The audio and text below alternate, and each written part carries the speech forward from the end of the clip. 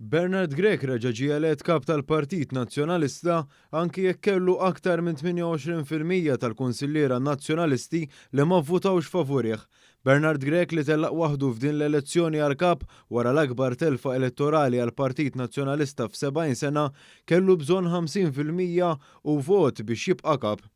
Għal-ħabta ta' 6:30 ta' filgħaxija f'jum ieħor ta' tensjoni fil-Partit Nazzjonalista f'ġimgħa fejn il-membri tal-Kunsill Ġenerali biss u mhux it-tesserati kellhom iċ-ċans jivvutaw fuq medda ta' 3 ijiem u anke billi jibagħtu lil xi ħadd f'isimhom dak magħruf bħala vot bi proxy, iċ-Chairman tal-Kummissjoni Elettorali Nazzjonalista ara l-vot uffiċjali. Fenek spjega li kien hemm 1564 membru eliġibbli biex jivvutaw f'din l-elezzjoni u votaw 1402 kunsilliera. Il-voti validi f'din l-elezzjoni kienu ta' 1390 u allura kien hemm 12 il-vot invalidu. Miċ-ċifri li ta' Fenek 440 kunsillier ma vvutawx biex Bernard Grech jibqa' kap. Dan ifisser li aktar minn 28% ta' dawk li kienu eliġibbli jivvutaw ma wrewx fiduċja f'Bernard Grech.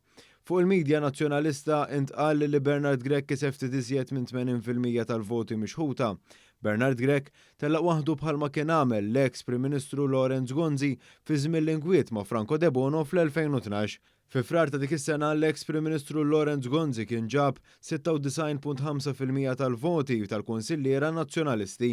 L-elezzjoni li konfermat lil Bernard Grech bħala kap tal-Partit Nazzjonalista kienet is-sitt elezzjoni għall-ogħla kariga fil-partit fi żmien 10 snin.